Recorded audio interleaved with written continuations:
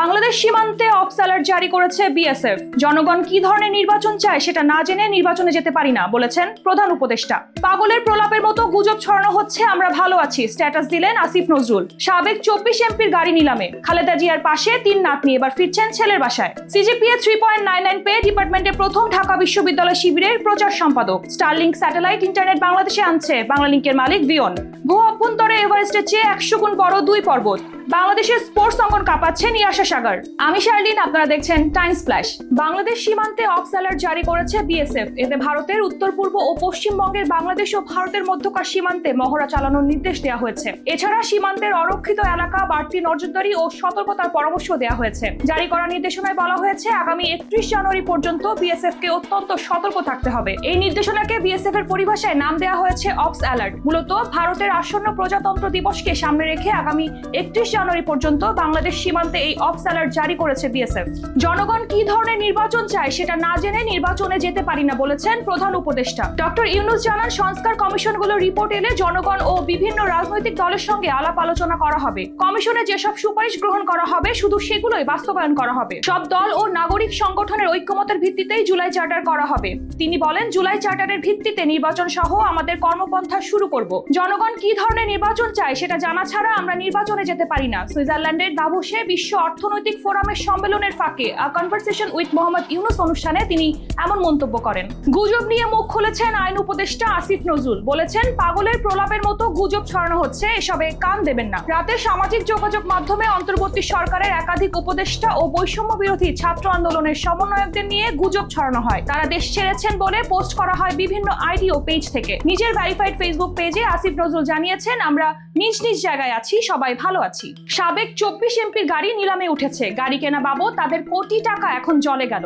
এসব গাড়ি আমদানিতে সাবেক সংসদ সদস্যরা 95 লাখ থেকে 1 কোটি টাকা পরিশোধ করেছেন। সব মিলিয়ে গাড়ি কেনা বাবদ সবাই মিলে খুইয়েছেন প্রায় 23 কোটি টাকা। এই টাকা তারা এখন ফেরত পাচ্ছেন না। এখন কাস্টমস নিলামে তুলে বিক্রি করে যা পাবে তা সরকারি কোষাগারে জমা হবে। আগ্রহী দরদাতারা এসব গাড়ি সরেজমিনে দেখতে পাবেন 2 থেকে 4 ফেব্রুয়ারি। নিলাম প্রক্রিয়া শেষ হবে 16 ফেব্রুয়ারি। দেশের যে কোনো স্থান থেকে যে কেউ অনলাইনে এই নিলামে অংশ নিতে পারবেন। গাড়িগুলো সংরক্ষিত মূল্য শুল্ক কর সহ 9 কোটি 67 লাখ টাকা নির্ধারণ করেছে কাস্টমস। প্রথম নিলামে 60% বা তার বেশি সর্বোচ্চ দরদাতা এই গাড়ি কিনতে পারবেন। এই হিসেবে প্রতিটি গাড়ি কিনতে ন্যূনতম 5 কোটি 80 লাখ টাকা দর দিতে হবে। 25% কর সহ এই গাড়ির সর্বনিম্ন দাম পড়বে 7 কোটি 25 লাখ টাকা। খালেদা জিয়া তার পাশে পেলেন 3 নাতনি জাইমা, জাফিয়া ও জাহিয়াকে। হাসপাতাল থেকে খালেদাকে দেখে তাদের বের হতে দেখা গেছে। এদিকে ক্লিনিক থেকে কয়েকটি মালপত্র ও ব্যবহার্য জিনিসপত্র গাড়িতে ওঠাতে দেখা গেছে। অনেকটা সুস্থ খালেদা হাসপাতাল থেকে বাসায় ফিরেছেন বলে জানা যাচ্ছে। এবার উঠেছেন ছেলের বাসায়।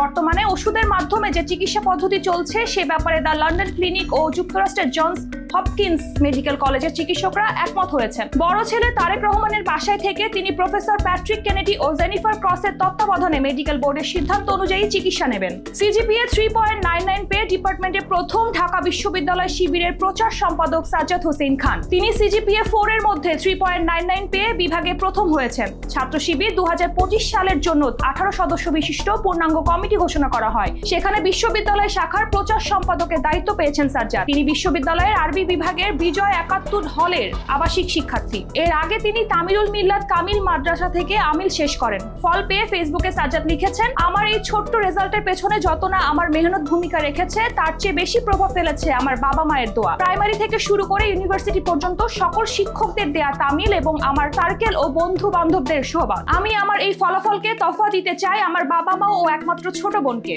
বাংলাদেশে ইলন মাস্কের স্যাটেলাইট ইন্টারনেট সেবা আনতে যাচ্ছে মোবাইল কোম্পানি বাংলালিংকের উদ্যোক্তা প্রতিষ্ঠান ভিয়ন লিমিটেড। দুবাই ভিত্তিক টেলিযোগাযোগ কোম্পানি ভিয়ন ইলন মাস্কের স্টারলিংকের সঙ্গে অংশীদারিত্ব বাড়ানোর আলোচনা করছে যাতে ইউক্রেনের বাইরেও স্যাটেলাইট নির্ভর সেলুলার সেবা প্রদান করা যায়। মাটির নিচে এভারেস্টের চেয়ে 100 গুণ বড় 2 পর্বত আবিষ্কার করার কথা জানিয়েছেন বিজ্ঞানীরা। এ সংক্রান্ত একটি গবেষণা বিশ্ববিখ্যাত বিজ্ঞান সাময়িকী নেচারে প্রকাশিত হয়েছে। এতে বলা হয় এই 2টি পর্বতের মধ্যে একটি আফ্রিকা মহাদেশ এবং অন্যটি প্রশান্ত মহাসাগরের নিচে। এই 2টি পর্বতের উচ্চতায় প্রায় 1000 কিলোমিটার, যেখানে বিশ্বের উপরিভাগে সবচেয়ে উঁচু পর্বত এভারেস্টের উচ্চতা 8.8 কিলোমিটার। বিজ্ঞানীরা বলেছেন এই পর্বতগুলোর বয়স কমপক্ষে 50 লাখ বছর। এবারের বিপিএল এ গ্যালারি কাঁপাচ্ছে এক কানাডিয়ান মডেল। হোটেল থেকে ড্রেসিং রুম, এরপর মিরপুর, সিলেট, চট্টগ্রামের গ্যালারি, সবখানে ইয়াশা সাগরের যেন দাপট। তাও আবার রীতিমতো বাঙালি ললনার পোশাকে। লাস্যময়ী এই মডেল চিটাগং কিংস এর হোস্ট। বেশ কয়েকবার একদম দেশীয় পোশাকে শাড়ির সাজে তাকে দেখা গেছে মাঠে, আর তাতেই ধুম পড়ে গেছে বাংলাদেশের ক্রিকেট পাড়ায়। উন্মাদনার, রোমাঞ্চ আর গ্যালারি ভরা চিৎকারের সাক্ষী হচ্ছেন তিনি। পেশায় এই মডেল একজন ফ্যাশন ইনফ্লুয়েন্সার। ভারতের পাঞ্জাবে জন্ম নেওয়া ইয়াশা সাগর উচ্চশিক্ষার জন্য পাড়ি জমান কানাডায়। সেখান থেকেই তিনি ফ্যাশন এবং ফিটনেস দুনিয়ায় নিজের জায়গা করে নেন। সোশ্যাল মিডিয়ায় তার ফলোয়ার সংখ্যা চোখে পড়ার মতো।